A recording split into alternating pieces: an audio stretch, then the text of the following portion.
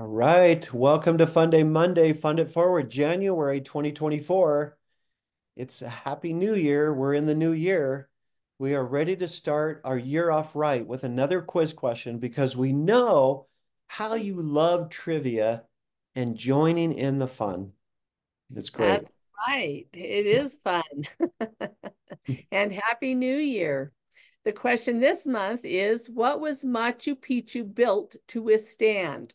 Earthquakes, floods, Pokemon attacks, or erosion? The answer is A, earthquakes. That's the answer. It's earthquakes, and Machu Picchu was built around 1450 AD, and Peru is the third largest country in South America after Brazil and Argentina. Just in case you were wondering about that, Machu Picchu is over 7,000 feet in elevation and is a symbol of the Incan Empire. I think almost everyone has seen pictures of this place. It's absolutely amazing and beautiful. I've never been there, but the pictures look amazing, and it just draws me to want to go see it. It does. It looks like it's in a really beautiful area. But Yes. in case you're wondering, the easiest way to see Machu Picchu in person is by train from Cusco along the floor of the Urubamba Valley, Tough then word. by bus to the entrance of the ruins, alternatively from the station at Aguas Calientes. You can opt to take a strenuous hike up to Machu Picchu, but expect at least 90 minutes to 2 hours for that hike. So it sounds like at the end of the train ride, you can hop off the train and take this 90-minute hike. I know, I believe you can take the train to Machu Picchu, but you can also, if you want to do the hike, you can do the hike, either one. Yeah, I guess there's a train to a bus, I heard, though. So Yes, maybe that's it. All right. Well, anyway, until we actually experience it, we'll be able to tell more about it. I'll let you do that. I was curious though, because I thought if I ever really do like plan the trip, am I going to have to hike it, or is there a way for transportation to get me all the way to the site? And apparently there is. It sounds like a train and a bus. Yeah, exactly. All right. So apparently there's some significant faults that are intersecting Machu Picchu. Those faults for earthquakes. And that's what it causes is earthquakes. So when the Incan workers built Machu Picchu, they devised a building technique to prevent building collapses during Peru's frequent earthquakes. This technique worked a little like an ancient form of Legos, which is interesting. Every stone fit together perfectly without any mortar. This design could move slightly in an earthquake and then resettle without falling down. The tight connections between each stone made the buildings less likely to vibrate and eliminate the stress points. So I want to clarify again because I think I said that wrong. The intersection of these faults actually doesn't cause the earthquakes. They built upon that location so that when an earthquake happened, it was more likely not to tumble down.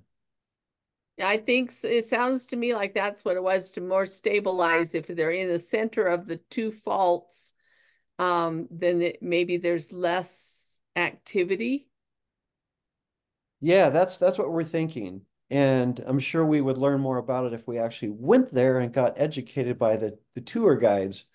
But it's interesting to know that it's actually stood the time because a lot of people, I guess a lot of people in the past thought it would never stand the time and it would fall with some of these earthquakes that have happened over these centuries, literally centuries, but it's still there and it's still intact. And so like it was built to withstand that. And to have that knowledge to build that like Legos or whatever, like we were talking about, is really amazing. So, and then on top of that, the walls can lean slightly inward, in fact, with rounded corners. I'm not sure how the rounded corners work, but apparently that adds stability. There are other Inca survival strategies that where cities are built on similar fault intersections throughout Peru, not just this location, but there's others. And if you were to dive into the history of this, you would learn more about that. Yeah, it's quite the information, and you really have to know your earthquake um information to understand exactly what the meaning was behind their building, you know. Yeah. But it sounded from what I read that a lot of Californian architects um were are trying to copy the way they built so that hopefully maybe to help survive earthquakes in California. Yeah, or anywhere else in the United States too. Right. That's great. Yeah. I read about that too. That was really interesting to hear. Well, with that said, we've learned a lot once again, this time about Machu Picchu and earthquakes and fault intersections and all that fun stuff. And it's really, really great. And that's why I've learned to love trivia. But let's get on with the contest so that we can find out who our winner is. And I want to remind everybody that's listening that when you win, we can donate the money uh, that we are donating to either your favorite cause, or you can take the winnings yourself. That's the option these days. That's how we've got the contest set up. That'll Oh, continue. That'll continue in 2024. Who's our winner? our winner is John and Beverly Jones. Congratulations. John and Beverly. Congratulations. That's so great. They are my insurance people.